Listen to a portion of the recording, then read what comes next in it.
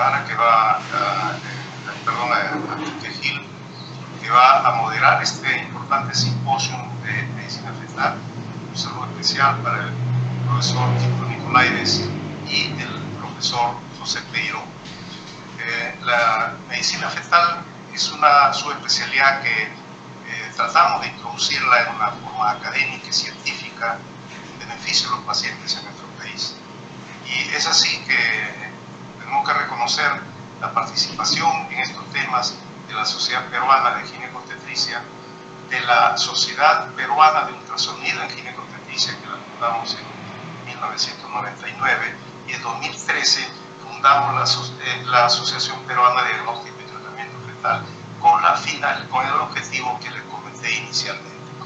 Entonces, este tema para nosotros es trascendente, y un saludo muy especial al profesor Nicolaides, que los domingos a través del webinar que reúne alrededor de 17.000 personas desde Londres, manejado en 5 idiomas, nos permite estar al día con los avances, con gente que investiga estos temas. Y me toca presentar al doctor Enrique Gil Guevara, quien va a moderar este simposio. Bienvenido, Quique. ¿Quién más que tú para moderar este tema, que es el tema más importante al que te dedicas? Y bueno, me presentaba un currículum muy cortito que lo voy a resumir solamente, que es egresado de la Facultad de Medicina, tanto como médico como especialista de la Facultad de Medicina de San Fernando, de la Universidad de San Marcos. Se especializó en medicina y cirugía fetal en el King's College de Hospital de Londres, justamente con el profesor Kitros. Luego hizo una maestría en investigación en la Universidad de Harvard en Estados Unidos, y es director del Instituto Peruano de Medicina y Cirugía Fetal, y además de una unidad que toca estos temas en la clínica del Grado. Es miembro también de la Sociedad Peruana de Ginecobstetricia, entonces tiene todo el perfil pues, para manejar adecuadamente este importante simposio. Adelante, Kiki. Muchísimas gracias, doctor Guamán. Para mí es en realidad un sueño poder tener en esta oportunidad un simposio con las 3 personas que podría decir más han influido en mi carrera. El profesor Guamán en Perú, no solamente la amplia trayectoria ya conocida, sino que con el cual tuve el gusto de aprender cuando aún era residente de ginecobstetricia ya por el año 2010, con el profesor Peiró, con el cual tuve el placer de compartir todo un año en Cincinnati, haciendo un Research Fellowship en cirugía fetal, y finalmente con el profesor Nicolaides, con el cual tuve la oportunidad de ser entrenado directamente por él 3 años en Londres. Y poder ahora, en estos tiempos todavía de pandemia, tener este espacio donde tenga las 3 personas que más han influido en mi carrera profesionalmente es no solamente un placer, es un lujo, es un sueño hecho realidad. Y es esa la razón por la cual nosotros queremos compartir este conocimiento en medicina fetal y cirugía fetal con todos los peruanos. A continuación voy a proceder a presentar al profesor José Luis Peiró, quien no solamente es reconocido como uno de los grandes artífices y promotores de la cirugía fetal en el mundo, teniendo él como carrera base la cirugía pediátrica. Actualmente él es director de la División de Cirugía Endoscópica Fetal en el Cincinnati Children's Hospital, es profesor de cirugía en la Universidad de Cincinnati y es PI, Principal Investigator, en el Lab de Cirugía Fetal y Placental Research en el Cincinnati Children's Hospital. Sin más preámbulo, les dejo la presentación sobre actualización en cirugía fetal a cargo del profesor José Luis Peiró.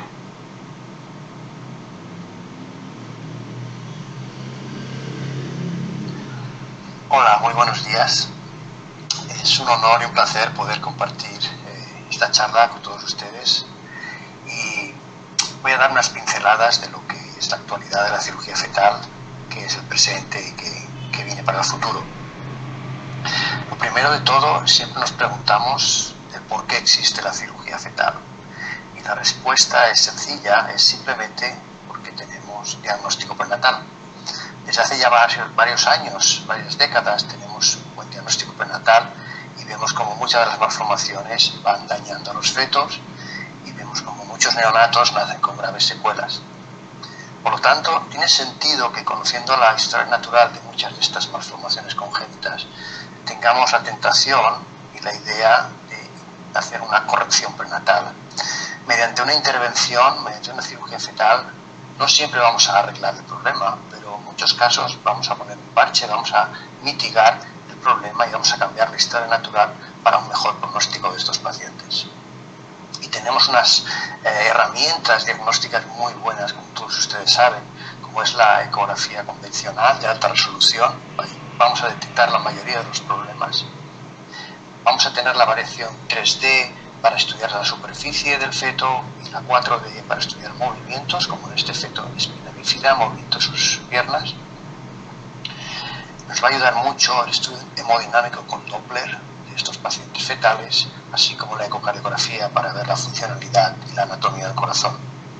Ya por último, tenemos la resonancia magnética fetal, la cual va a ser una gran ayuda para la ecografía, para, con su calidad de imagen, delinear mejor las malformaciones.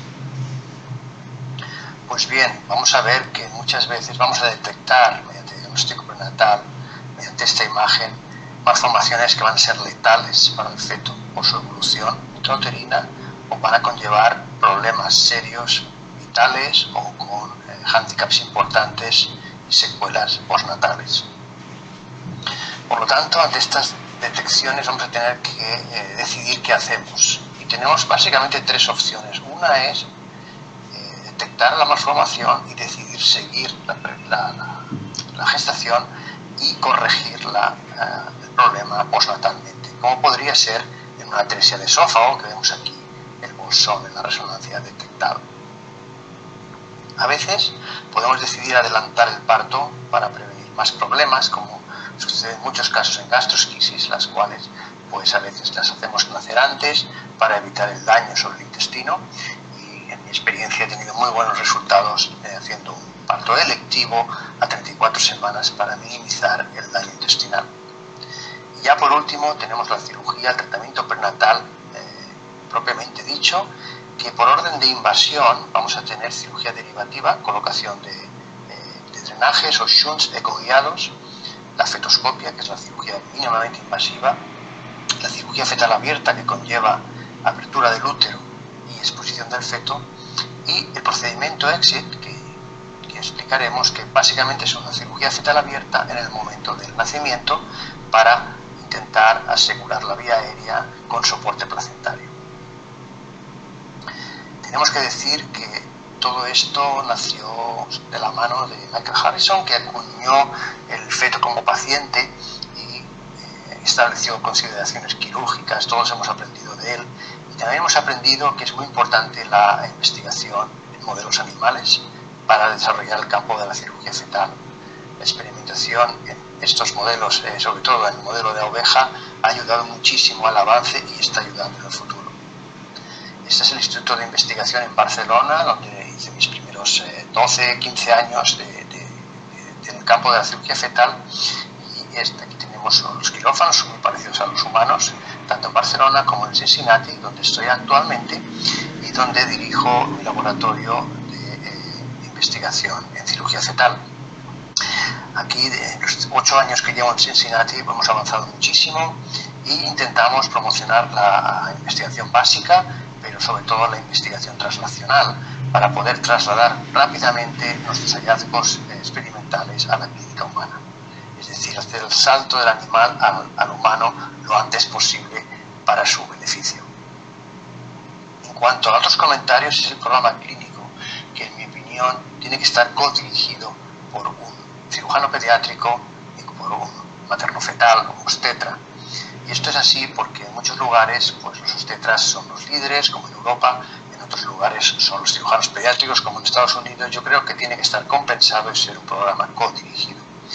Pero no solo estos dos pilares, hay otros importantísimos que sustentan un programa multidisciplinar de forma correcta, como puede ser la neonatología, la anestesia, la radiología, patología, etcétera, etcétera, y también, como he dicho, pues la investigación que da base a estos programas. Lo más parecido a la cirugía fetal, a la cirugía neonatal, es la cirugía fetal abierta, en la cual tenemos el paciente en nuestras manos y podemos directamente operar con visión directa y manual. Ese sería un ejemplo de una apertura uterina con unas grapadoras reabsorbibles para exponer este quiste de la espina bífida en la espalda de este feto afectado. El problema de abrir el útero es que vamos a activar la dinámica uterina a pesar de los tocolíticos que estamos dando. Muchas veces la rotura de membranas y el trabajo de parto prematuro va a generar parto pretérmino y prematuros extremos que van a llevar al traste una cirugía exitosa. Por ello, todos buscamos ser mínimamente invasivos, no tanto en la mamá, que también, sino sobre todo en el útero. Por ello, intentamos implementar la fetoscopia. La fetoscopia se basa en la introducción de ópticas muy finas, de 1,2, de 2 milímetros, con fetoscopios realmente muy pequeños. Con ello vamos a poder observar el ambiente intrauterino, la placenta, el cordón, anatomía del feto. Como pueden ver aquí en este ejemplo, si lo pueden ver bien, vamos a tener la visión del feto en unos gemelos. Aquí vemos la mano, la boca, la nariz. Tenemos perfectamente visto la anatomía, y navegando dentro del útero vamos a también poder ver partes de la placenta, del cordón umbilical, la inserción del cordón, que nos va a permitir hacer un tratamiento, por ejemplo, de láser en esta transfusión feto-fetal en gemelos, en la cual vemos el cogemelo en el otro lado del saco en esta imagen. Pero la fetoscopia también tiene limitaciones.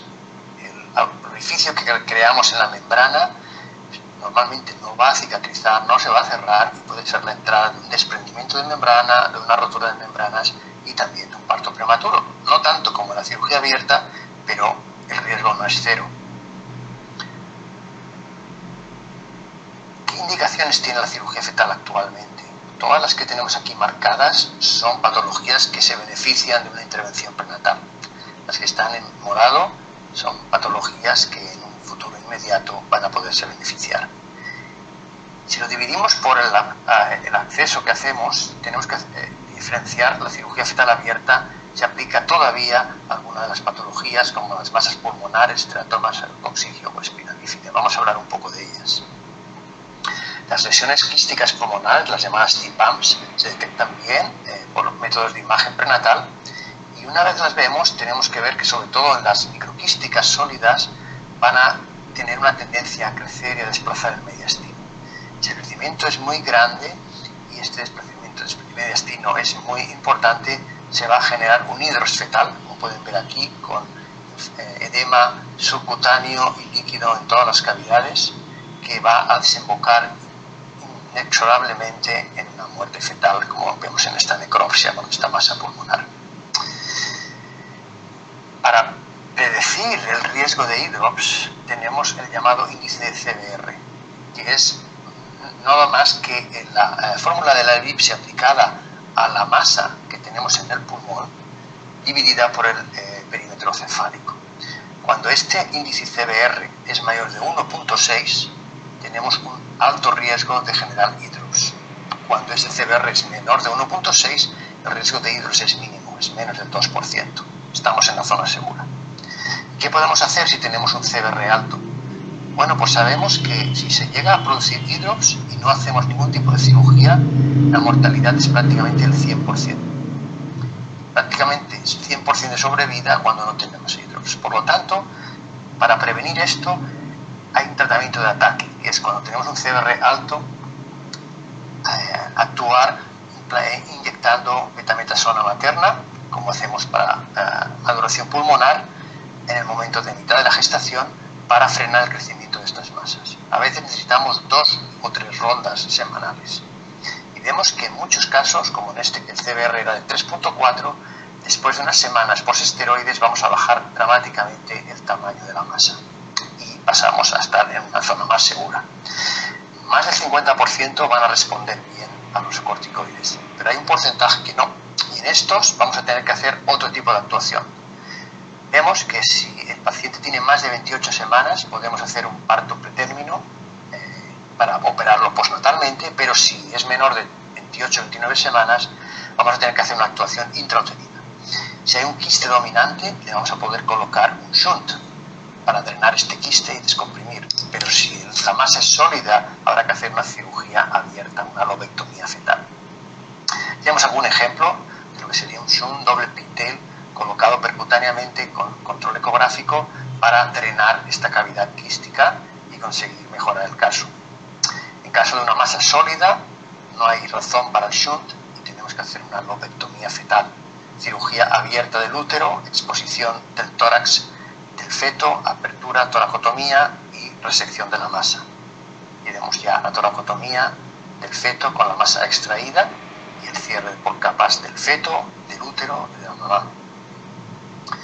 Otra patología que necesita cirugía fetal abierta muchas veces es el teratoma sabrococígeo gigante.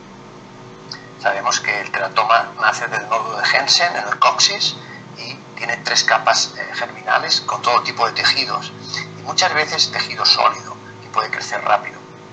Lo podemos detectar muy bien en la ecografía. Ponemos aquí la cabeza, el cuerpo, las piernas y aquí tenemos la masa del teratoma y podemos medir el tamaño. También podemos ver si tiene un componente líquido, mixto o básicamente sólido y también establecer la vascularización con el Doppler de las arterias medias sacras. Un tumor muy vascularizado, muy sólido, va a ser mucho más peligroso. Aquí tenemos la clasificación de Altman postnatal, que la podemos aplicar al diagnóstico fetal. Y vemos un teratoma pequeño que no da problemas durante la gestación, pero aquí vemos uno enorme que incluso se ha roto, que posiblemente va a dar muchos problemas.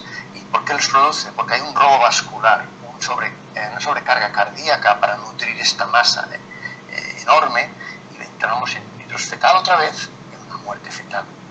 Por lo tanto, como en este caso de este hidrops, esta muerte fetal, vamos a intentar no llegar a este extremo y cuando detectamos signos previos vamos a intentar actuar.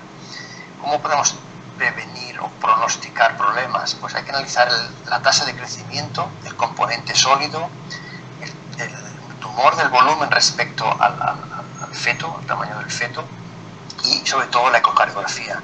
Nos va a dar signos de insuficiencia cardíaca y el gasto cardíaco combinado va a ser fundamental, que no sobrepase los 700. A partir de ahí tenemos que actuar rápido. La centomegalia e hidrops serían los signos añadidos. Aquí tenemos un caso de cirugía fetal abierta en el que queremos resecar esta gran masa, pero no del todo, un 90% es suficiente, solo una ablación, un debulking de esta masa. Aquí vemos que utilizamos sellantes y elementos quirúrgicos para acelerar la resección, incluso grapadoras para no estar mucho tiempo con el feto expuesto, hacer una cirugía rápida, expeditiva. Y aquí, una vez conseguido la resección parcial, el coxis lo resecaremos postnatalmente. En una segunda cirugía reintroducimos el feto y cerramos el útero. Otra de las patologías que se hacen mucho y que se hacen por cirugía fetal abierta es la espina bífida. Como podéis ver aquí, un caso de espina bífida con la apertura del útero mediante estas grapadoras reabsorbibles para evitar el sangrado del útero. Este es un caso de un neonato típico con una espina bífida expuesta y sabemos que este problema viene del primer mes de la gestación, cuando no se completa la normal neuralización de la columna vertebral y no se cierra el hueso y no se cierra la piel y queda expuesta la médula espinal. Este sería el primer hit, en el cual la médula espinal queda abierta como un libro, la placoda que llamamos, y no hay cobertura ni de hueso ni de piel, está expuesta al exterior. El segundo hit es el problema principal, es que esta estructura expuesta de la médula espinal se va a ver sometida a la acción del líquido amniótico y este líquido amniótico cargado de sustancias enzimáticas y meconiales va a dañar progresivamente y destruir las neuronas de esta médula espinal. Y esto lo vemos, que la inflamación existe en el momento del nacimiento, cuando la médula espinal está muy dañada. Podemos hacer la cirugía postnatal, evidentemente, por capas, liberar la placoda y cerrar por capas. Y una vez lo tenemos cerrado y protegido, evitamos la infección, pero las secuelas ya están allí y ya hemos llegado muy tarde. Por lo tanto, hay que ir antes, hay que ir a la época gestacional para intentar frenar este proceso progresivo. Si no, vamos a tener estas secuelas que todos conocemos en la espina bífida, a nivel motor y también a nivel cerebral, con la malformación de Arnold-Chiari tipo 2, herniación del cerebelo, y por el efecto de obstrucción de este cerebelo, la retención de líquido cefalorraquídeo en la hidrocefalia. La hidrocefalia, como saben, va a conllevar también heterotopias, desórdenes de migración cortical y necesidad de ventrículo peritoneal shunting en los neonatos. Así que, como vemos, el problema es que el líquido amniótico daña la médula espinal y la obstrucción de los ventrículos produce una hidrocefalia después de haber habido un goteo de líquido cefalorraquídeo hacia el exterior y herniación del cerebelo. Para prevenir estos dos problemas tenemos que poner una barrera hermética, estanca, para que se eviten la acción de los dos líquidos lo antes posible. Y esta es la razón de ser de la cirugía fetal, la reparación intrauterina. Y el MOMS Trial, que duró unos 8 años en desarrollarse, demostró que estos pacientes que se les hacía una reparación por cirugía fetal abierta de la espina bífida iban a tener mejor pronóstico. Se publicó en New England hace ya exactamente 10 años. Y las ventajas fueron que reducía la necesidad de shunt en estos pacientes, estabilizaba la hidrocefalia, se mejoraba el score mental y motor a los 2 años y medio, y se revertía en muchos casos la herniación del cerebelo, mejorando la deambulación. Pero obviamente había riesgos maternos y fetales, porque es una cirugía agresiva, y sabemos que la rotura del útero puede acontecer, la rotura de la cicatriz puede suceder, que hay una dehiscencia en el 30% de los casos, y el parto prematuro es casi una constante en el 80% de los casos, con prematuros sobre las 34 semanas en general, pero muchas veces prematuros extremos. Estas serían reparación primaria con cierre de piel o reparación con parches cuando el defecto es demasiado grande. Y estos serían resultados postnatales que hemos tenido en Cincinnati, en la cual vemos el Chiari malformation con la herniación del cerebelo que se revierte postnatalmente después de la cirugía prenatal. La tasa de necesidad de válvulas en estos pacientes se reduce a más de la mitad en pacientes con cirugía prenatal. Pero todavía tenemos el problema de la prematuridad. Muchos nacen a 33, 34 semanas y es algo que nos preocupa, sobre todo cuando es un prematuro extremo. Por lo tanto, empezamos ya hace años, sobre todo en mi caso, a investigar la posibilidad de hacer esta reparación por método mínimamente invasivo endoscópico.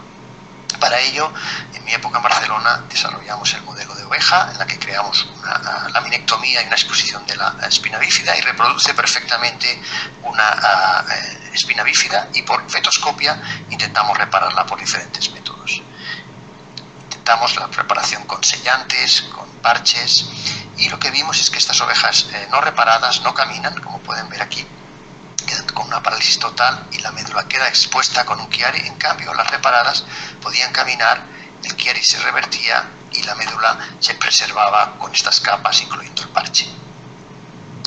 Pues bien, todas estas publicaciones en modelos animales nos ha llevado a poder desarrollar la técnica fetoscópica en el humano, y hay diferentes centros que lo estamos realizando. Este sería a lo que hemos llegado, y es lo último que estamos haciendo, es exponer el útero y introducir 3 mini trócares de 2 y 3 milímetros, como pueden ver aquí, triangulando, y con control ecográfico podemos ver el estado hemodinámico del paciente, del feto. Son 2 y 3 milímetros para en uno de ellos poner la cámara y ver con esta calidad, por ejemplo, una raquisquisis a las 24 semanas, como pueden ver la placoda se ve perfectamente, y utilizamos elementos para facilitar la cirugía como suturas barbeadas, que no precisan nudos, o instrumentos muy pequeños de 3 y 2 milímetros para cerrar estos defectos, como pueden ver aquí, directamente la piel, o a veces con parches de Alloderm que se precisan. Llevamos 52 casos realizados en Cincinnati, de los cuales casi la mitad son quísticos y la otra mitad son planos, son mielosquisis. Para ello, antes de empezar, dormimos con un cóctel intramuscular al feto, anestesiamos y con mucha delicadeza liberamos la placoda, que pueden ver aquí, de espina bífida quística, cómo se libera la placoda y queda totalmente liberada y delineada. Después colocamos un parche que pasamos enrollado por la cánula. En realidad estamos poniendo 2 parches durales para proteger la spinal cord. Aquí lo veis, el primero y el segundo. Y después cosemos la piel por encima cuando es posible. Aquí ven diferentes cierres que hemos realizado endoscópicos. Este sería un resumen de un caso quístico en el cual hemos liberado la placoda, le hemos protegido con un parche y la piel ha quedado perfectamente cerrada. La ventaja de exponer el útero es que podemos cerrar los agujeros en las membranas y en el útero antes de quitar o en el momento de quitar los trócares. Veis aquí cómo pasamos la aguja y hacemos un punto en U, el cual cerramos perfectamente estas membranas y pensamos que van a evitar la rotura de membranas precoz. Este es el nacimiento de los pacientes, diferentes pacientes con el defecto totalmente cerrado. Llevamos, como digo, 52 casos. Hicimos un primer estudio en los 10 primeros que fue de viabilidad y de seguridad. Ahora estamos haciendo un estudio más prospectivo para comparar con la técnica abierta y ver que no tenemos inferioridad con menor morbilidad para la madre. O sea, está claro que hay menor morbilidad para la madre, pueden hacer un parto vaginal. Esperamos obtener una mejor edad gestacional al nacimiento y hemos visto hasta ahora que no hay inferioridad en la calidad de la reparación ni tenemos inferioridad en los resultados neonatales. Pero tendremos que verlo en el futuro. Otro procedimiento es el procedimiento EXIT, que se utiliza pues, para controlar la vía aérea cuando hay masas cervicales o obstrucción congénita de la tráquea. Este procedimiento, exútero intrapartum treatment, consiste en cuando detectamos un problema claro, como este epignathus gigante en la boca, pues no tener problemas de intubación, asfixia neonatal, traqueostomías, etcétera, sino que anticiparnos y hacer una actuación controlada y segura, aprovechando la oxigenación materna a través del cordón umbilical del paciente. Y relajando el útero podemos llegar hasta 2 y 3 horas. Por supuesto, más de 1 hora si se hace bien. Tenemos bastante experiencia en Cincinnati con muchos casos, más de 30 casos de masas cervicales, y todo esto nos ha llevado a recientemente, hace un par de meses, publicar en Seminars Bed Surgery esta revisión en la cual exponemos los fundamentos y los aspectos técnicos de la técnica EXIT. Por supuesto, hay que dormir al feto, inyectamos este cóctel de fentanilo, becurona y atropina intramuscular al feto y tenemos que tener una monitorización y una estabilidad materna exquisita. La relajación uterina se hace con halogenados, inhalados, y por ejemplo en este caso de un teratoma cervical, lo primero que intentamos es intubar, pero como vemos que no se puede por la masa, por la compresión de la tráquea, incluso con diferentes laringoscopias, laringoscopio rígido, pues vamos a la disección y a la cirugía del teratoma hasta liberar la tráquea, intubar al paciente, y una vez lo tenemos, no tenemos que seguir, podemos hacer nacer al paciente y acabar de operarlo en el quirófano de al lado. Aquí vemos cómo quedó el teratoma totalmente resecado. Otros casos importantes son los epignathus. Aquí veis este gran epignathus en el cual vamos directamente a la traqueostomía porque el cuello está libre en EXIT, y este otro caso también fuimos a la traqueostomía. Pueden ver cómo canulamos, lo ventilamos y entonces lo hacemos nacer, y después en el quirófano de al lado pues se puede acabar de resecar este tumor con la tráquea asegurada. Y fue un teratoma eurofaríngeo en el cual pueden ver antes de operar y unos días después de operar cómo estaba el paciente. Y aquí el paciente unos años después en el control del consultorio. Por último, la micrognatia severa también se puede beneficiar de este tipo de procedimiento EXIT para asegurar la vía aérea, con lo cual podemos realizar una traqueostomía y hacer la distracción precoz en el neonato para solucionar este problema. Por último, el caos o la obstrucción congénita de la laringe o la tráquea, con estos pulmones tan gigantes, esta ascitis, la podemos teóricamente operar en EXIT para hacer una traqueostomía, pero lo que estamos intentando actualmente es hacer una descompresión de esta obstrucción mediante fetoscopia durante la vida fetal. Pasamos a métodos menos invasivos, y uno es los procedimientos guiados con aguja, y es bastante interesante hablar sobre lo que sería la cirugía cardíaca, sobre todo las valvuloplastias, que puede ser de la válvula aórtica o de la pulmonar, cuando tenemos una estenosis valvular crítica. y esto se puede hacer en el feto entre las 22 y las 30 semanas. Esto es básicamente cómo se entra con la aguja a través de todas las capas, incluyendo el útero, el tórax del paciente y el ventrículo. Aquí veis un caso que hicimos en Barcelona, al cual pasamos la aguja, pasamos un catéter con un balón, y aquí se introduce en el útero la aguja, pasamos el tórax, buscamos el ápex del ventrículo dilatado, y una vez entramos en el ventrículo vamos a poder pasar un catéter con el balón para dilatar la válvula aórtica.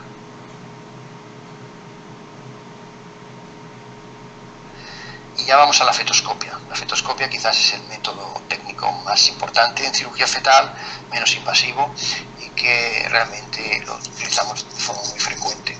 Sobre todo para problemas en gestaciones monocoriales, cuando desarrollan pues un TAPS, un twin-to-twin syndrome, TTTS, o transfusión feto-fetal, con la utilidad del láser.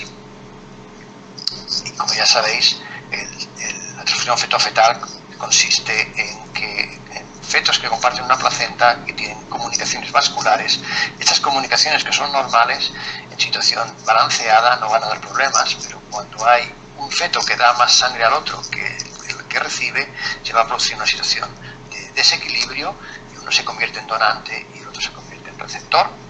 Y entonces, bueno, pues el donante evidentemente se va a deshidratar por falta de volumen y va a dejar de orinar y va a producir un oligodramnios. Y el paciente receptor va a orinar demasiado, va a producir un polidramnios por el exceso de volumen, además de una sobrecarga cardíaca y una insuficiencia cardíaca en ocasiones.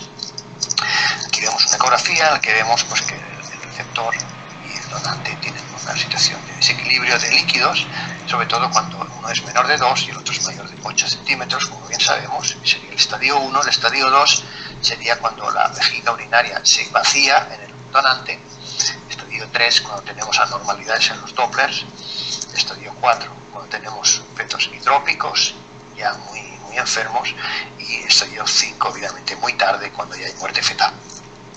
Pues bien, sabemos que a partir del estadio 2 vamos a tener que ofrecer la posibilidad de coagulación láser, además de la amnioreducción. Esto lo hacemos con un fetoscopio simple, percutáneo, muchas veces con anestesia local, en la cual pues podemos fotocoagular las conexiones. Hay que hacer un mapping de una por una de todas las conexiones entre un feto y otro, eso lleva tiempo, y fotocoagular estas conexiones para desconectar un feto del otro.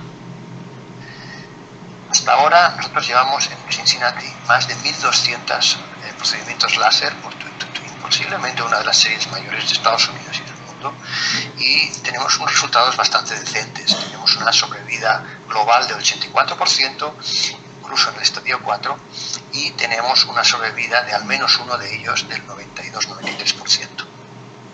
La idea es conseguir 2 fetos o 2 neonatos sanos y lo menos prematuro posibles. La fetoscopia se utiliza también para liberar bandas amnióticas que se desprenden del amnios y que se enrollan en las extremidades, produciendo en muchos casos amputaciones. Esto desarrollamos hace años en la Unión de la Oveja un modelo de amputación de extremidad mediante ligaduras en estas ovejas, y practicamos cómo de forma endoscópica con el láser liberarlas y conseguir que no se produzca la amputación. Y esto lo trasladamos a la clínica humana. Así en el 2007 hicimos este caso en Barcelona, fue uno de los primeros de Europa, en el cual pues, una de las piernas estaba prácticamente en fase de amputación y el cordón umbilical estaba enganchado también. Hicimos la liberación de estas bandas amnióticas y conseguimos rescatar a este paciente. En Cincinnati hemos evaluado más de 50 casos actualmente y tenemos hechas más de 21 intervenciones por bandas amnióticas, y sabemos que la cirugía normalmente se produce sobre las 23 semanas como media.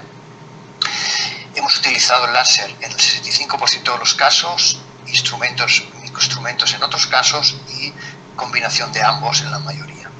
La supervivencia que tenemos es del 94%. Finalmente, la cistoscopia fetal, poner el fetoscopio en la vejiga urinaria, es un método que también se puede utilizar para las válvulas de uretra posterior y el diagnóstico también de atresia uretral en pacientes con obstrucción baja vesical, y mediante el láser vamos a intentar abrir el paso de las válvulas. El diagnóstico, como saben, se va a hacer por el signo del keyhole, de la cerradura, tanto por resonancia como por ecografía. Podemos ver la uretra posterior dilatada, y una de las opciones es colocar un shunt, que muchas veces se desplaza, pero que puede descomprimir esta vejiga. La alternativa es la cistoscopia fetal, es poner el endoscopio dentro de la vejiga dilatada, intentar navegar dentro hasta conseguir identificar la válvula y quemarla o abrirla con el láser. Aquí vemos un ejemplo de una ablación de válvulas. Y la otra opción, la alternativa, cuando no tenemos un buen ángulo y es peligroso pasar esta fibra de láser, es colocar un catéter transuretral, un doble J, que lo podemos colocar también desde esta misma posición, como ven en la otra imagen lateral. Y acabo con la hernia diafragmática congénita, que también se beneficia de la fetoscopia al colocar la oclusión traqueal. Rápidamente saben que la hernia diafragmática congénita conlleva una compresión del pulmón fetal a mitad de la gestación, que va a parar completamente el crecimiento y el desarrollo normal de estos pulmones, creando una falta de branching vascular y de las vías aéreas. O sea, que va a generar una hipoplasia pulmonar, que en muchos casos es tan severa que no va a permitir sobrevivir a estos pacientes, a pesar de que estemos en la mejor neonatología del mundo y con todos los elementos, incluyendo alta frecuencia y ECMO. Entonces, estos pacientes, la única opción que tienen es hacer crecer el pulmón cuando no lo necesitan, cuando son todavía fetos. ¿Y cómo conseguimos hacer crecer este pulmón con esta hernia, con este problema? Pues básicamente se ha descubierto que mediante la oclusión de la tráquea se retiene el líquido intrapulmonar, que es el más importante para estimular el crecimiento, y podemos hacer revertir parcialmente la hipoplasia. En estudios que hemos hecho en ovejas con hernia diafragmática, recientemente hemos publicado el análisis de estos líquidos intrapulmonares y hemos visto que tienen un perfil proteómico impresionante. Está lleno de growth factors imprescindibles para la proliferación celular y la inducción de crecimiento del pulmón, como demostramos en este paper publicado. Pero ¿cómo podemos saber los pacientes que van a tener problemas postnatales? ¿Cómo podemos evaluar el grado de hipoplasia pulmonar en estos fetos? Pues básicamente mediante técnicas de imagen, por ultrasonidos y resonancia magnética, vamos a poder calcular el lung ratio y el observed to expected lung ratio, que no depende de la edad gestacional, mediante el método de diámetros o más precisamente mediante el tracing, delineando el pulmón contralateral a la hernia. Y así vamos a establecer un perfil, una categorización de severidad. Sabemos que si el observed to expected lung ratio es menor de 25%, vamos a entrar en la categoría de severo.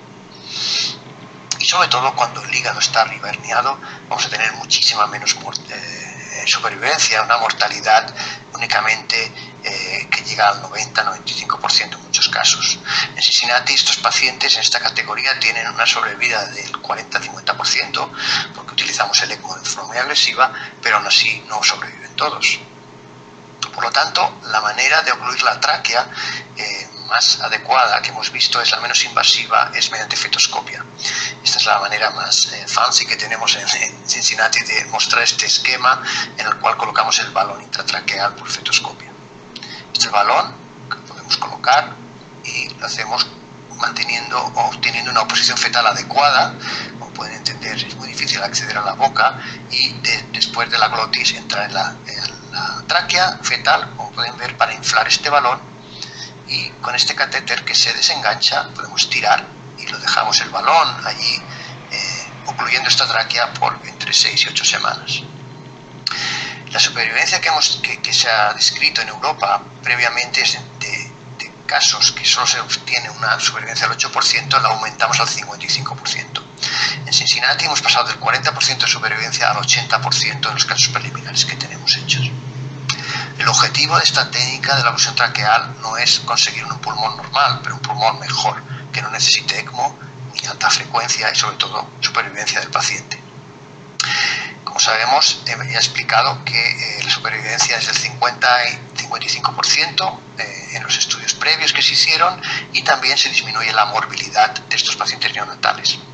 Un estudio randomizado que hizo el doctor Ruano en Brasil demostró lo parecido, que el 52% podían sobrevivir con la terapia prenatal. Aún así, se diseñó el otro randomizado en Europa, que se ha extendido a Estados Unidos también, se ha hecho internacional, y que ha estudiado la categoría severa y también la moderada. Y la hernia derecha se ha estudiado aparte.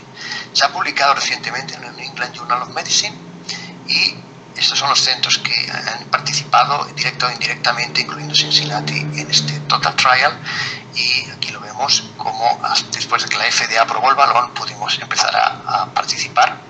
Y estas son las publicaciones que han salido este junio y que en la cual se ve claramente que en las conclusiones la hernia severa se beneficia del feto, incrementa la supervivencia de forma significativa, y las moderadas la incrementan pero de forma no significativa, quizás porque faltan pacientes, falta un poco de sample size para llegar a esa significación. De todas maneras queda pendiente demostrar si la morbilidad también se disminuye para la eficacia de estos procedimientos. Y ya acabo explicando el futuro que veo en la cirugía fetal. Otras anomalías se van a poder beneficiar sobre todo de la fetoscopia, y sobre todo de la terapia celular y la ingeniería tisular se van a desarrollar en este campo. Esto es lo que trabajo también en mi laboratorio en Cincinnati, en la cual estamos estudiando células mesenquimales y células progenitoras neurales del líquido amniótico de pacientes, en las cuales pues, podemos intentar hacer regeneración tisular. Y sobre todo, pues, bueno, hemos publicado recientemente que hemos encontrado progenitores neurales en el líquido amniótico de pacientes con espina bífida, que potencialmente los vamos a utilizar para regenerar el tejido de la espina bífida, de la médula espinal dañada. Y en eso estamos trabajando, queda mucho camino por recorrer.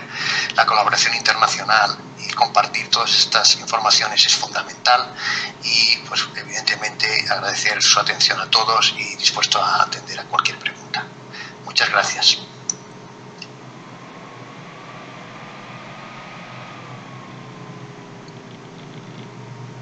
Muchísimas gracias, doctor Peró. Fue una excelente presentación.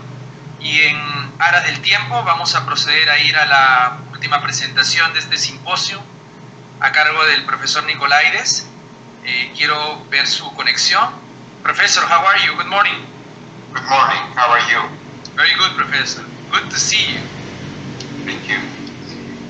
Okay, so I'm going to start to speak in English. So we already know, we are all aware that Professor Kypros Nicolaides CV is very well known by all people around the world involved in the field of fetal medicine.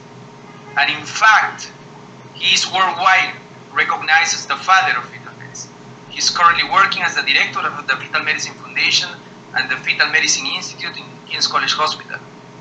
But what really makes him goes beyond life is that he has provided training in fetal medicine to more than 1,000 doctors from all over the world, and has supervised more than 100 doctors to undertake research leading to PhDs and MDs. And that's why, for me today, I have the honor and the privilege of having him talking about the past, the present, and the future of fetal medicine for all of us. Professor. Thank you very much. I'm trying to learn the new technologies. Let's see whether that works. Stop sharing. Not quite sure what do I need to do now. Okay. So we have. You cannot see this presumably, can you? No, not yet. Not yet. Share. No.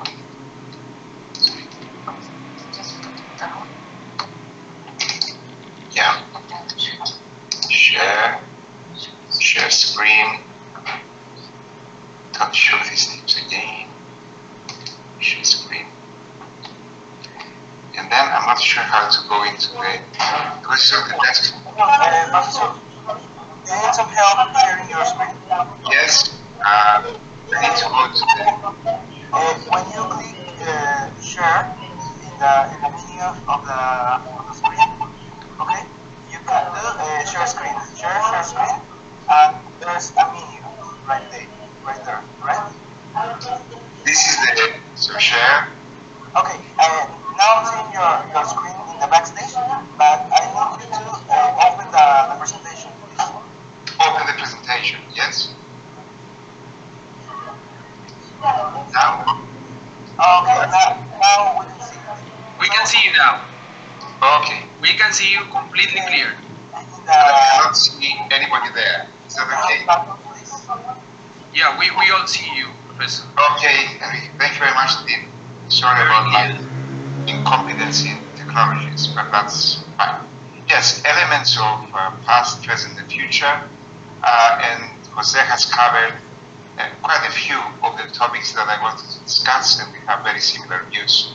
But let me just take you through the topics that I want to cover: diagnosis of fetal defects, screening for chromosomal defects, screening and prevention of preeclampsia, screening and prevention of stillbirth, screening and prevention of preterm birth, and then elements of fetal therapy. In terms of diagnosis of fetal defects, I want to perhaps remind some of the older people in the audience that in the 1970s, the method of screening for a relatively common defect, at least in England, that of spina bifida, was by the measurement of maternal serum alpha-fetoprotein at 16 weeks.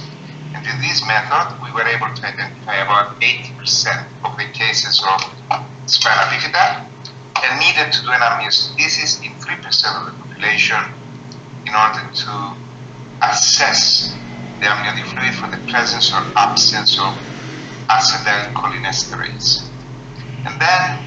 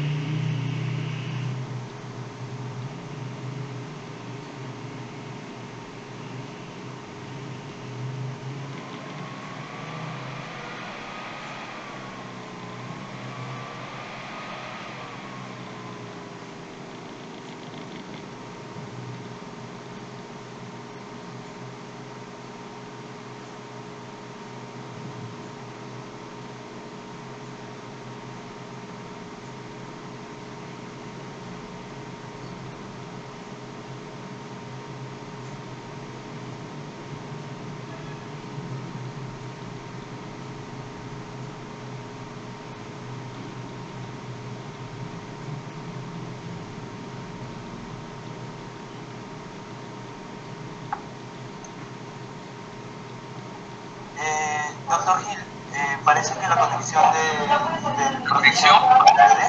se ha caído. Entonces, ¿qué le parece? Voy a hablar con él ahorita. Sí, ¿qué le parece si de momento procedemos con las preguntas para el doctor Peiró? Perfecto. Entonces, si pudiese activar su cámara, y en este momento voy a añadir al doctor Peiró también. Muchas gracias. Profesor, ¿qué tal? Muchísimas gracias por su presentación. Esperando ahora que se vuelva a reconectar el profesor Nicolaides. Quería hacerle una pregunta con respecto al trabajo conjunto que usted mencionó entre materno-fetal, cirugía pediátrica. Cuando nosotros hablamos de un equipo multidisciplinario, ¿qué otras especialidades, aparte de estas dos involucradas, deberían también participar, ¿no? Sabemos la importancia de la anestesiología, de enfermería y obviamente de los meetings que nosotros solíamos realizar cuando estábamos ahí en Cincinnati, que venían distintas especialidades para poder discutir los casos. Sí, gracias Enrique por la pregunta, por la invitación obviamente.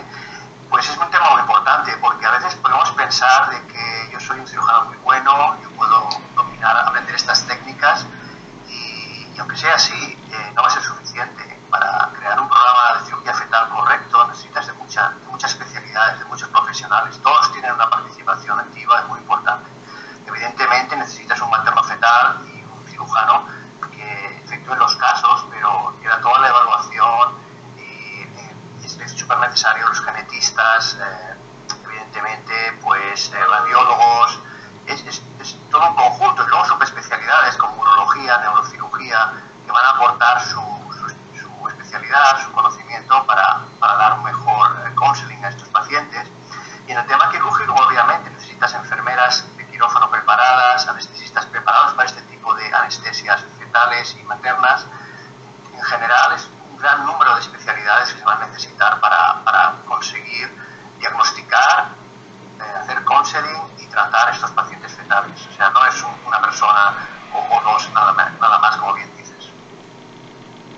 Genial, muchísimas gracias. Ahora, la otra pregunta respecto a la cirugía fetal en sí, viene a ser con la evolución que vamos a tener, como usted muy bien mencionó en su última diapositiva, y hacia dónde vamos en general. Y si nosotros vemos cuando el escenario que usted tenía ya por los 90, por los 2000 en Barcelona, a lo que tenemos ahora en el 2020, ¿cómo usted ve esa evolución de acá a 20 años, 30 años, con respecto a la tecnología incluso, ¿no? Y especialmente con respecto a la investigación con respecto a los stem cells? Entonces, ¿cuál es su visión? Claro, es muy importante porque vamos con los avances, ¿no? Cada vez la cirugía fetal está más establecida y cada vez se está expandiendo más las indicaciones, pero sobre todo la tecnología avanza, tenemos mejores ópticas más finas, tenemos mejores medicaciones, mejores instrumentos y sobre todo la posibilidad de terapia regenerativa, ingeniería de tejidos. Los bioingenieros cada vez están más implicados en esto y tenemos que pensar que la terapia regenerativa se utiliza para desgaste de pacientes, ¿no? Por el Alzheimer, enfermedades degenerativas, también para accidentes, pero nunca se ha pensado en los defectos que vienen de fábrica, ¿no? En los niños con malformaciones congénitas, y como podemos ver, se deteriora progresivamente muchos órganos, ya sea el cerebro, ya sea la médula espinal, ya sea el pulmón, el riñón. Todas estas patologías crean un daño que luego lo intentamos frenar, pero no lo podemos reparar. Entonces, toda la regeneración de estos tejidos, ya que el feto es un ser eminentemente regenerativo, vamos a tener que hacerlo concomitantemente con reparar el defecto o frenarlo. Entonces, aquí todas las células fetales que tienen las características multipotenciales van a tener la ventaja de no crear tumores como hacen las embrionarias, en cierta manera, y tienen más potencialidad que las adultas, ¿no? Porque son fetales. Entonces, el líquido amniótico es una buena fuente de células fetales y con esto vamos a intentar regenerar muchos órganos. Y yo lo veo aquí como una de las posibilidades fuertes para el futuro del cirugía fetal. O sea, de hecho, creo que una de las innovaciones que yo veo personalmente después de mi rotación en Cincinnati es este tema relacionado con el stem cell transplantation. Aquí el profesor Moisés Guamán quisiera hacer una pregunta. Profesor. Adelante, profesor Guamán. Profesor Peiró, Encantado. qué gusto nuevamente de que esté con nosotros. Siempre nos ha ayudado en el Perú, ha venido varias veces y espero que siga viniendo a enseñar. ¿Cómo están funcionando en su hospital el comité de ética, que creo que es fundamental en la decisión de los casos? Y si tienen ya instalado comité de supervisión para ver el resultado de la experiencia que tienen hasta ahora, que creo que es muy importante en, digamos, países como los nuestros, que se quiere hacer bien las cosas, implementarlas bien, ¿no? Muchas gracias. Sí, es muy buena pregunta. Tenemos mucha ayuda del Oversight Committee, del Comité de Supervisión, como comenta, sobre todo porque somos un centro muy innovador. Tenemos investigación e intentamos implementar nuevos trials con nuevas técnicas que no se han probado tanto sobre modelos animales, y tenemos que tener una regulación muy importante de estos comités que integran entre 5 y 7 personas de diferentes especialidades y diferentes ámbitos externas al Fetal Center, y que nos van a orientar si vamos bien por un camino, y los aspectos éticos, obviamente, ¿no? También. Luego, este comité, que sirve como comité ético, nos puede ayudar también en muchos casos especiales, ¿no? A veces nos salimos un poco de los criterios de inclusión de una técnica y les pedimos permiso para hacer una espina bífida o algún tipo de terapia fetal en un caso que se sale un poco de lo típico o anormal. Pero son muy útiles y los utilizamos constantemente en nuestro hospital, no solo para que nos orienten, sino también para tener una protección nosotros y una buena asesoría con este tipo de profesionales. Gracias, profesor Peiró. Dígame, y en el seguimiento de los fetos operados de espina bífida, ¿hasta cuánto tiempo tienen ya llevando? ¿Y qué resultados? El primer caso de espina bífida lo hicimos hace 10 años, justo cuando salió el Mouse Trial aquí en Cincinnati, y llevamos ya como casi 60 casos de espina bífida abierta, porque ya en los últimos 4 o 5 años, cuando empezamos con la fetoscopia, quizás diría que el 80-90% de las mamás escogen la vía fetoscópica, que es menos invasiva. invasiva para ellas y para el útero. Y tenemos ahora más de 100 casos hechos entre abiertas y fetoscópicas. Y hay que decir que los primeros casos, se siguen controlando en la Spina Bifida Clinic, y realmente hemos creado otro tipo de pacientes con espina bífida de los clásicos que se controlaban en esta clínica. Son pacientes que tienen diferentes mejoras, ¿no? Sobre todo en el nivel motor, en el nivel de reducción de necesidad de válvulas, ¿no?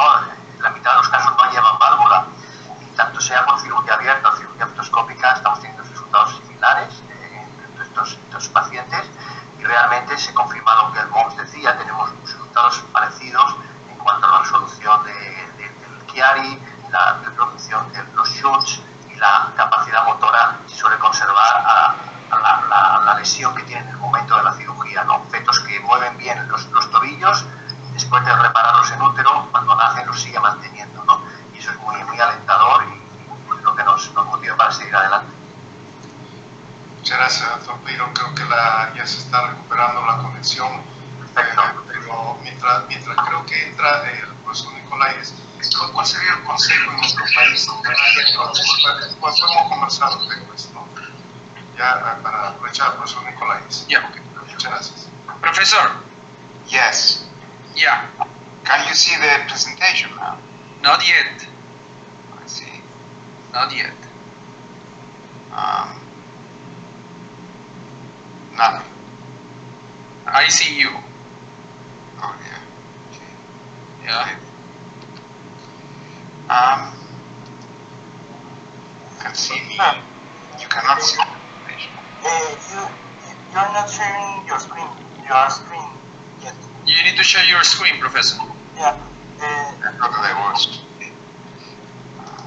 was sharing my screen. So let me just go back to this. Yep. Share the screen. I'm pressing share the screen. And then share the screen. Share the screen. And now, Open can you your see presentation. now? Open your presentation. It's open now. No, I can't see yet. You click share screen, and there's a menu, right?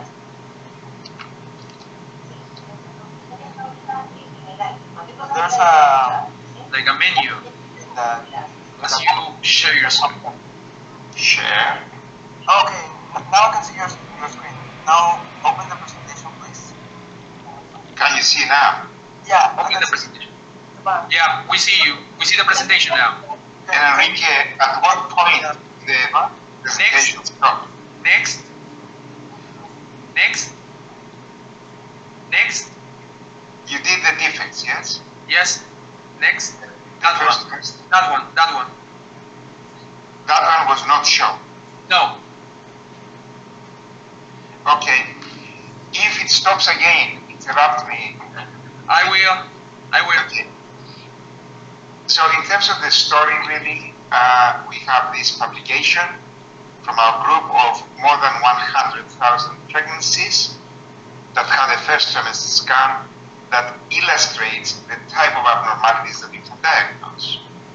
There are abnormalities that can be diagnosed always in the first trimester, like acrania and colposcophy, body stock anomaly, pulmonary or tricuspid atresia, exomphalos and gastroschisis. Those that we should mostly diagnose based on the time that we spend, the machines that we have, and the training that we have. For example, like spina bifida and hypoplastic left heart, atrioventricular septal defect, and lower urinary tract obstruction. There are abnormalities that you need a lot of skill to diagnose, like left rib and palate. Some types of diaphragmatic hernia are obvious from the first trimester, but others, although the defect is there from the beginning, may not become apparent until later on in pregnancy when the liver and bowel enter the chest. And then there are certain defects that you can never diagnose in the first trimester because they're simply not there at the time of the scan, like ventriculomegaly. Absent corpus callosum that become apparent only after 17 weeks. as lung lesions, like cystic adenomatous malformation, that do not become apparent only until after the lungs produce enough fluid to give you the hyperechogenicity that raises the possibility of cystic adenomatous malformation and SIMPAP. In general, we can divide the abnormalities according to their detectability into 3 groups, and also indicates the necessity to carry out ultrasound scans at 3 stages in pregnancy. One at around 12 weeks, another at around 20, and another at around 36 weeks. The 36-week scan should be part of the routine, not 32, 36, which would lead to the diagnosis of microcephaly, various ovarian cysts, achondroplasia, hematocorpus, and then of course there would always be abnormalities that cannot be detected prenatally, like ambiguous genitalia, some types of hypospadias, cleft palate without cleft lip. So that is the story of fetal abnormalities. What about chromosomal abnormalities now? And this slide illustrates the story, the method of screening in the 1970s with a 30% detection was maternal age. In the 80s, it was second trimester serum biochemistry, high HCG and inhibin A, low alpha-fetoprotein and estriol with a 70% detection. In the 90s, it was nuchal translucency in combination with ferripide, HCG and PABA with a 90% detection. And in the last 10 years, we moved to the first trimester diagnosis using cell-free DNA in maternal blood.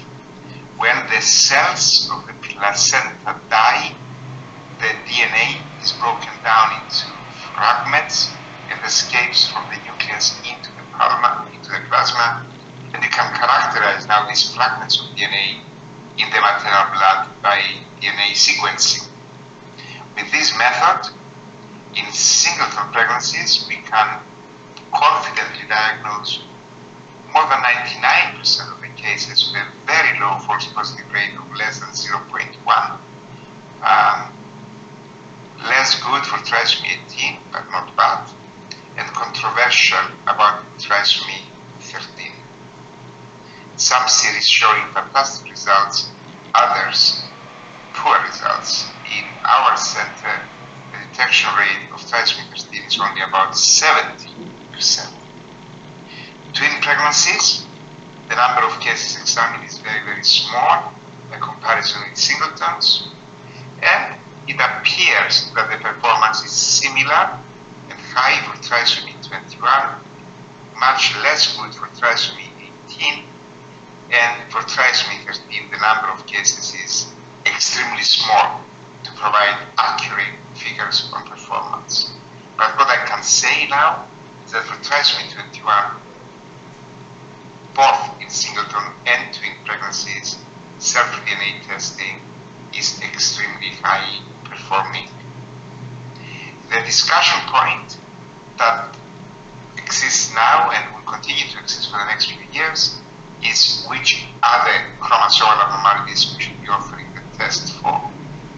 For trisomy 21 and 18, we have good evidence to estimate the performance of screening, but for many other things, the performance is unknown. It is possible to determine the diagnosis of sex chromosomal abnormalities. Some reports on microdeletions, some people do whole genome sequencing, and they can even diagnose single gene disorders. But whereas for trisomy 21 and 18 there are very solid data, for the other conditions the data are very limited, and we are not certain of the performance of the test. So for me, until we become certain, so that we can honestly counsel patients, it would be wrong to be offering all of these extra tests on the basis that the more the better. For me, the more unsubstantiated scientifically, the worse. Let us now move to other conditions, like prediction and prevention of preeclampsia. Over a period of 30 years, we established a method that can identify the high-risk group in the first trimester of pregnancy. The combination of maternal risk factors together with the measurement with Doppler of the uterine artery pulsability index, the mean arterial pressure, the maternal serum PABA, or preferably PLGF, can identify at 12 weeks about 90% of the women that develop preeclampsia before 34 weeks, 75 of preterm preeclampsias before 37 weeks, but only about 40 to 45% of preeclampsias at term. So with this method, we can identify the vast majority of the most severe types of preeclampsia from the beginning of the pregnancy. And then the ASPRE trial, where we screened women using this method, 27,000 of them, identified the high-risk group, randomized them into aspirin, 150 milligrams every day, from 12 to 36 weeks against placebo, and we showed that we can reduce the rate of early preeclampsia before 32 weeks by 90%, preterm preeclampsia before 34 weeks by 80%, preeclampsia before 37 weeks by 60%, with hardly any impact on the incidence of term preeclampsia. The question then is that we need to continue to screen for preeclampsia beyond the first trimester, and which are the useful biomarkers. In the first trimester, PABA gives you some information, but it is not useful beyond. PLGF is useful in the first, second, early and late, third trimester, and the same is true for the mean arterial pressure. FLIT is not useful in the first trimester because it increases only about 5 weeks before the development of preeclampsia, and uterine artery pulsability index is useful in the first, second, and early third trimester, but it's not useful in the late third trimester. There has been a lot of research and emphasis recently on the potential value of maternal cardiac assessment in the prediction of preeclampsia.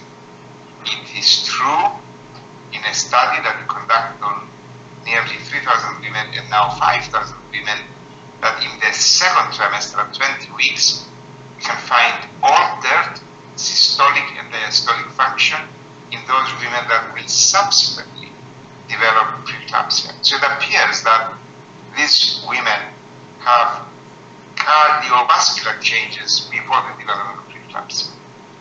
But the question is that useful? And the answer is not really, because the same information we can obtain by recording the maternal history.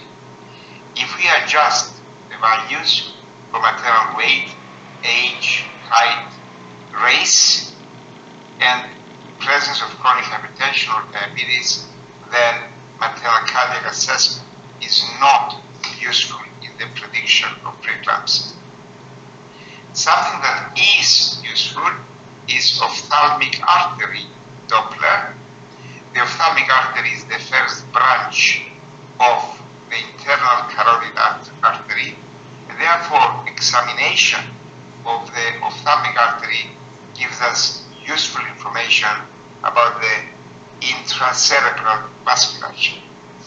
We place a linear transducer over the eye of the patient. We see the black sphere, the orbit, color Doppler, the ophthalmic artery, and then we obtain a waveform. And the waveform is very specific. It has 2 peaks in systole and then diastole.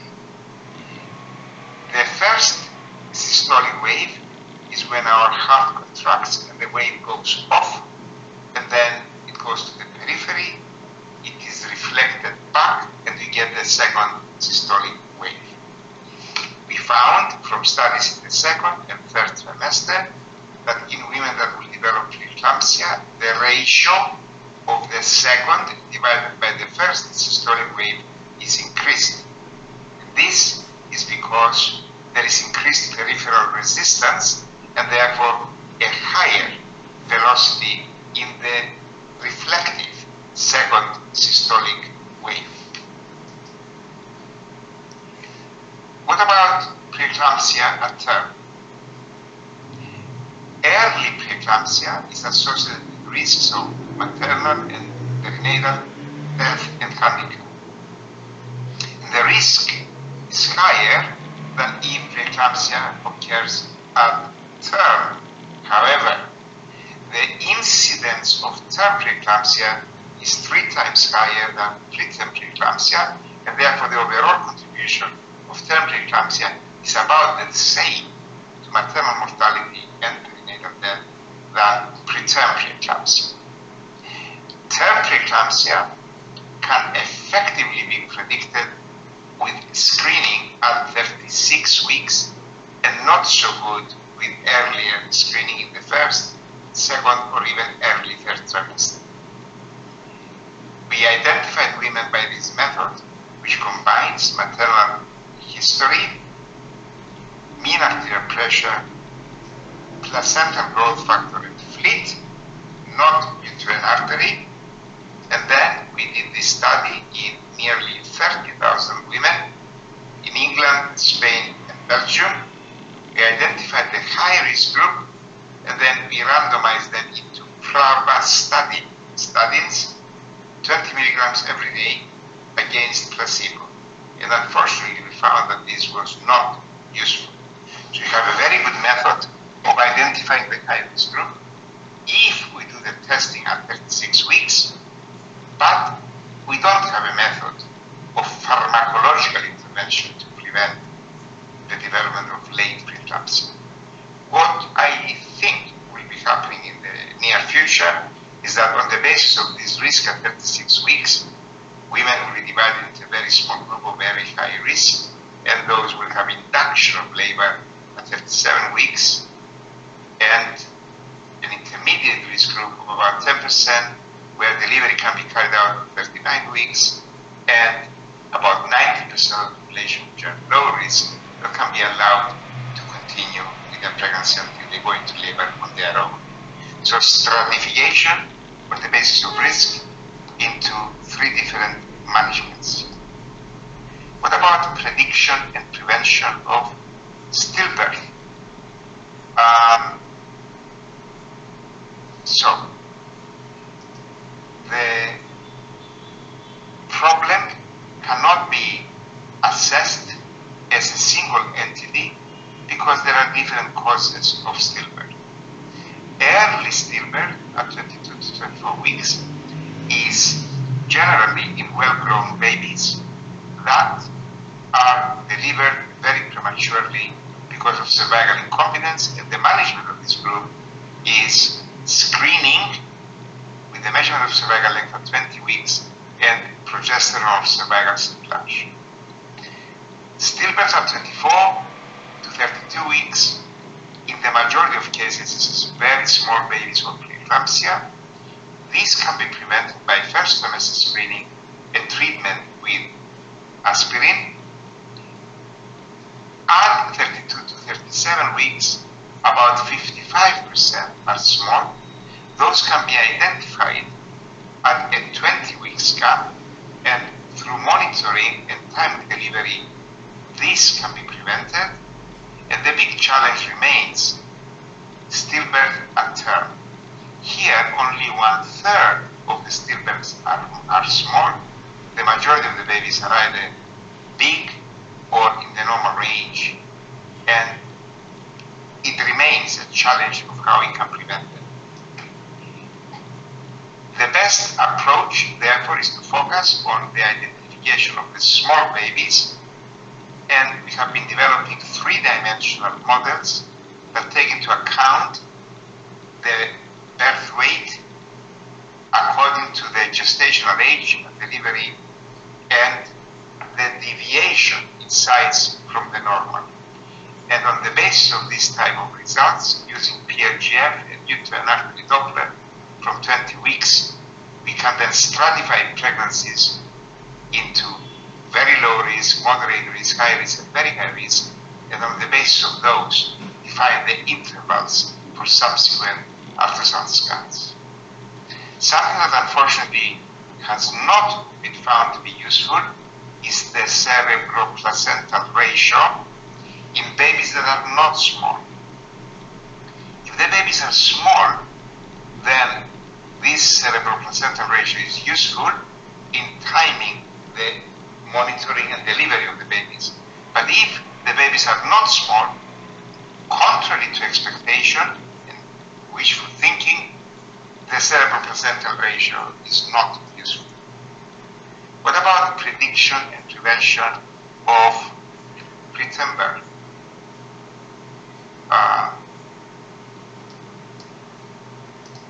Let's divide preterm birth into iatrogenic, mainly because the babies are small or there is preeclampsia, that accounts for 40% of the cases, or spontaneous, that account for 60% of the cases. What we have learned over the decades is that the best way to assess for the prediction of preterm birth is by measuring routinely the cervical length for everybody at 20 weeks. If the cervix is less than 25 millimeters and the woman had a previous preterm birth, then cervical cerclage reduces the risk by about 30%. If the cervix is short, irrespective of previous preterm birth or not, treatment by progesterone vaginally reduces the rate by about 35%. There is controversy on the value of the Arabic pessary. A group from Barcelona has found this to be fantastic. In our studies, we have found this not to be useful at all. What about twins? There, the risk is much, much higher than in singletons. In singletons, the risk is 1.7% of delivery before 24 weeks. In twins, the risk is 10 times higher at 15% if they are dichorionic, 15 times higher if they are monochorionic, up to 28%. We carried out a study where we gave high doses, 600 milligrams of progesterone, starting from 12 weeks until 34 weeks, and we found that unfortunately that was not useful. Cerclage is not useful, the pessary is not useful, Bedrest is not useful, and progesterone given to all of them is not useful. However, in a subgroup of the population where the cervix was short from the first trimester, progesterone appeared to be very beneficial in the prevention of spontaneous early preterm birth. I will very quickly go through intrauterine therapeutic interventions because Pedro has covered a lot of this already. Blood transfusions for anemia. This is a story that in many respects started fetal medicine about 60 years ago in Lyle in New Zealand. That has now been superseded with research, a lot of it from our group in the 1980s, establishing the normal ranges of fetal hemoglobin concentration and realizing that the babies become hydropic with 10 ascites if the hemoglobin is 7 grams per deciliter below the normal range. In those suspected to be anemic, either because they have hydrops or because they have increased velocity of the blood in the middle cerebral artery, we can treat the condition by giving intravascular blood transfusions every 3 weeks and then aiming for delivery at around 35 to 37 weeks. With survival rates now of more than 90-95%, when the death rate before was more than 90%. What about shunts? Useful in the cases of pleural effusions, usually presenting at around 26 to 28 weeks with polyhydramnios. If there is isolated pleural effusions, the survival rate is more than 95%. If there is hydrops with generalized edema and ascites, then in up to half of the cases, there are other genetic conditions that cannot be cured with a shunt in the chest. The story of obstructive neuropathy has not been so encouraging, and unfortunately, with interventions that are mostly abandoned now, we have not managed to acquire good data over the last 40 years that intrauterine interventions are useful. You have heard already exciting new approaches of cystoscopy and using laser to ablate the posterior urethral valves.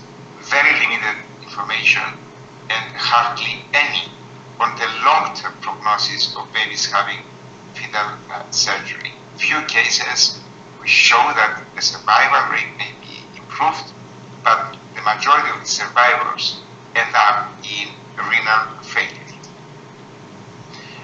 Of course, the story of twin transfusion is the big success story of fetal medicine, surgery, where we can now characterize twins into dichorionic and monochorionic from the first trimester. In monochorionic twins, there's a much higher rate of miscarriage by 20 weeks because of twin-to-twin transfusion syndrome or selective growth restriction. In these cases, from this dramatic photograph, in 1992, where we introduced the endoscopic approach, me, young at that time, Yves Ville as my fellow, and Kurt Hecker, that went on to become major fetal surgeons in Europe.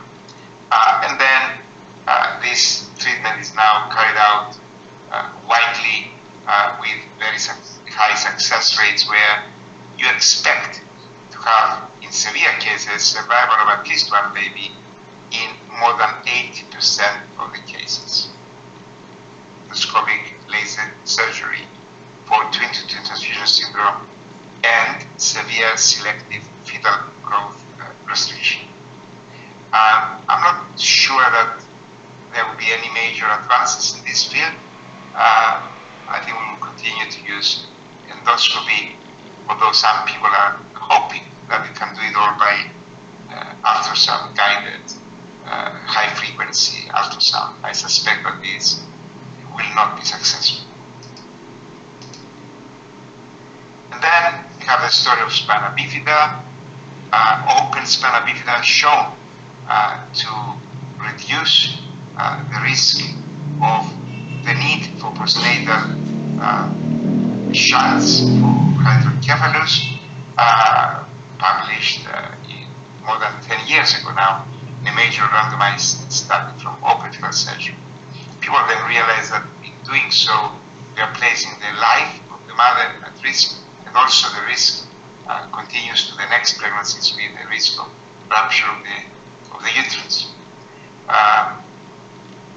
Groups have been developing an endoscopic approach, entirely endoscopic, or like this by Denise Lapa, or by laparotomy, exposing the uterus and then introducing endoscopes inside the uterus. There's controversy at the moment as to which is the better method of the two. The results in terms of prognosis are similar, but with the laparotomy approach, there may be a delay in delivery. With the entirely endoscopic way, on average, the babies are born at around 32, 33, 34 weeks. With the laparotomy approach, because you can stitch the membranes, the delivery may be delayed up to 37 weeks or even beyond. Diaphragmatic hernia, the story is exciting. It started in the 80s with animal studies by Michael Harrison, demonstrating the value of intrauterine therapy for diaphragmatic hernia, the open field surgery techniques that produced exciting images, but unfortunately poor results when abandoned, and then the endoscopic approach.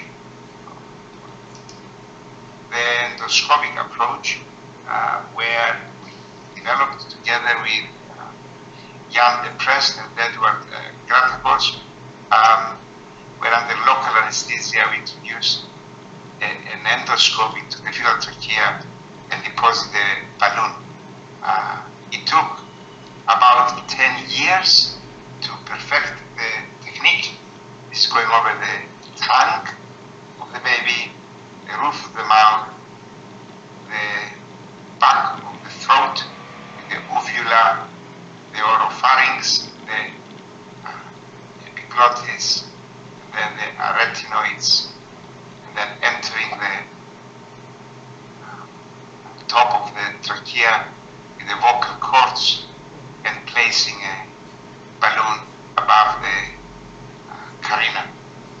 This is the carina. Then inflating this balloon, usually at around 26 to 28 weeks, and then repeating the procedure to remove the balloon at around 34 weeks.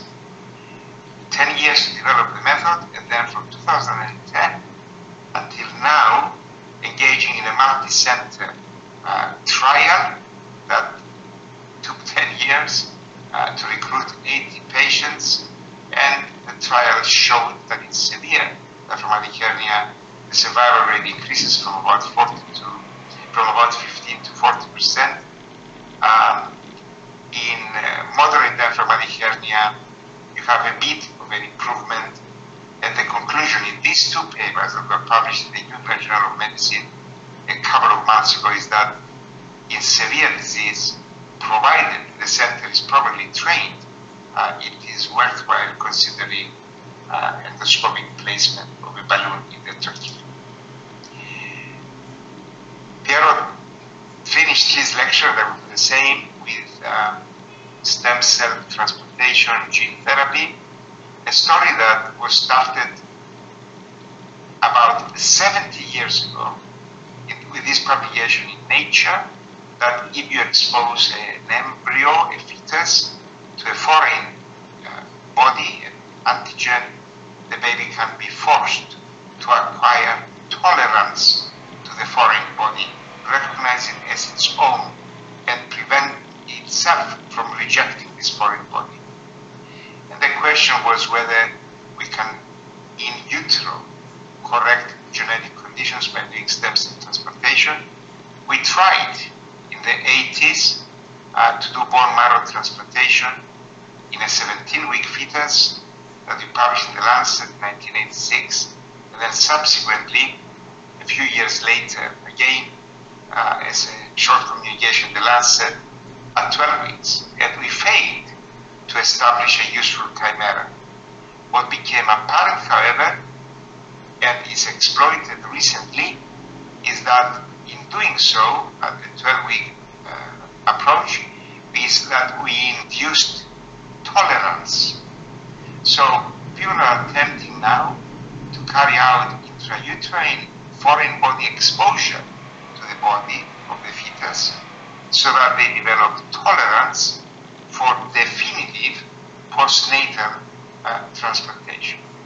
We will see whether this story had we and others started 40 years ago will be successful or not. I want to finish my lecture by discussing the traditional approach to antenatal care established in 1929, so 100 years ago, which wants women to be seen every 4 weeks until 28, every 2 weeks until 36, and then every 1 week until delivery.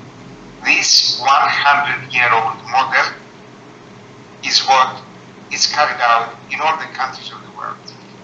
And yet, many things have happened in the last 100 years, which made me suggest that we should be inverting the pyramid of care so that we can try and identify as many of the potential pregnancy complications as possible early on, and then stratify care and interventions based on this risk from the first trimester. We have shown that we can now diagnose a big proportion of the most severe types of fetal abnormalities at 12 weeks. We can diagnose the vast majority of babies with chromosomal abnormalities. We can identify the vast majority of the most severe types of preeclampsia and prevent them by giving aspirin. And I expect in years to come, using new biomarkers, new molecular biology-based techniques, by diagnosing and predicting more and more complications with the aim of early prediction and prevention rather than stratification of care in a way that we are waiting for the complications to occur and then trying to pick them up at the end of the pregnancy. Thank you very much for your attention. Your presentation was very clear. We all heard it. And because of time, I just want to ask you one question that is in relation to time. If we move to the 1980s, when you were starting publishing all your papers in fetal medicine, and you imagine everything, or how did you imagine everything fetal medicine was going to evolve during these years? Now that we are in 2021, how do you see fetal medicine in the next 40 years? Not only in the technology aspect, but also in public health, especially for countries like in South America. Maybe I'm getting old and therefore conservative. I am reflecting on what it is that we had in the last 40 years. What we had in the late 70s and early 80s was the introduction of ultrasound. So ultrasound was a new way of looking inside the uterus, and that is what stimulated the last 40 years of research into prenatal diagnosis of fetal abnormalities, stimulation of interventions of fetal therapy, better understanding of fetal physiology, prediction and prevention of preeclampsia and preterm birth and all the rest of it. I don't expect that we will see such major advances using the same technology. We have had new imaging techniques, MRI for example. I think that by comparison with ultrasound, we have had an MRI nearly now for 15 years, widespread use in fetal medicine. It has made a small impact, an important impact. It characterizes various brain abnormalities more clearly. People are talking about MRI, the assessment of the fetal heart and so on, and people are dreaming about functional MRI that would give us a better insight into fetal physiology. I have not seen the same big changes and advances that we were seeing with ultrasound in the early 80s. What will be changing things dramatically is genetics, molecular biology. And that is a blessing for humanity and a potential disaster for fetal medicine. Because when I started in fetal medicine, it was the era of alpha-fetoprotein. So, women were having a blood sample. I was going to the laboratory. The laboratory technicians were measuring alpha-fetoprotein, and they were sending us instruction, do an amniocentesis to measure acetylcholinesterase. And actually, we, the so-called fetal medicine doctors, were the technicians of the laboratories.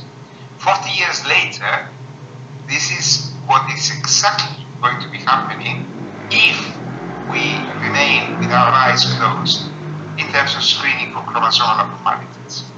It is inevitable in Belgium, in Holland, and today I was told also in Germany, sometime very soon, all women will be offered cell-free DNA testing. So again, we will become technicians of the technicians. The laboratory people will be telling us, do a CVS, to confirm what we believe is a chromosomal abnormality.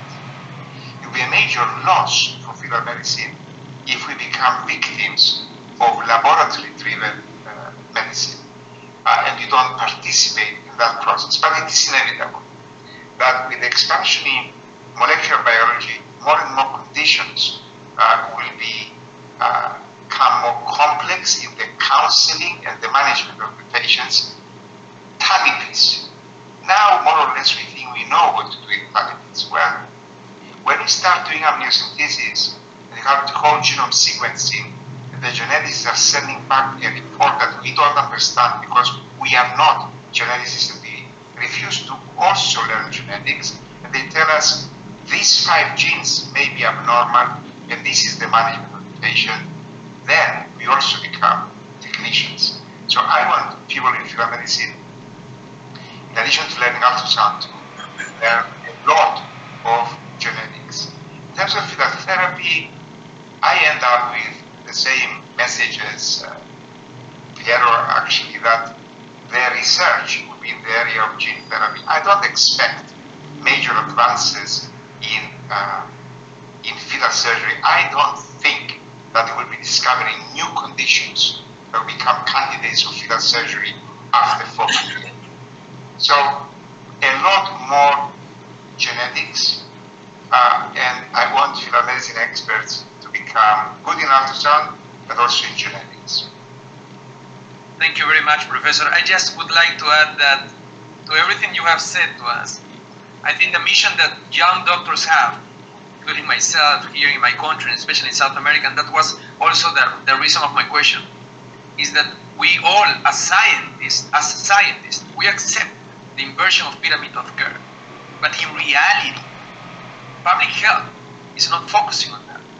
And that's a thing that we all, doctors that are related to this field, must emphasize in changing in our countries. I think that's an important message, that you have not only... You are suffering in Latin America, and we were suffering in England, and the most advanced so-called democracy, the United States of America, suffered worse than Peru and underdeveloped countries because they were completely incompetent. They were really good in investing in nuclear weapons and destructive things. They were defeated, these nuclear powers, the whole of NATO, for 20 years. They were trying to kill these gypsies, these half-naked people, and they were defeated in 1 week by the Taliban in Afghanistan. They developed all these weapons at the expense of fetal medicine, at the expense of medicine, and they murdered hundreds of thousands of their own people because of their incompetence in dealing with one virus. So, to me, that is unfortunately the problem. I want to dream that at the end of this epidemic, the governments, developed and undeveloped, will realize the necessity to invent in preventive medicine. Will they do that? I think not. I think not. Once the epidemic is finished, they will give a lot of money to the bankers to recover the economy, and they will forget medicine until 10 years from now when the next epidemic comes. I'm sorry for being pessimistic. No, I think that's the must, and that's a work that scientific societies must do. In case of Peru, I'm very happy to belong to this Peruvian Society of Obstetrics and Gynecology, because it's always the dream to keep updated every time, and also being involved in politics. I think it's basic on that. Thank you very much, Professor. It was a great opportunity to see you. Thank you very much, Dr. Peiro. Ahora voy a dar pase al profesor Moisés Guamán para cerrar el simposio.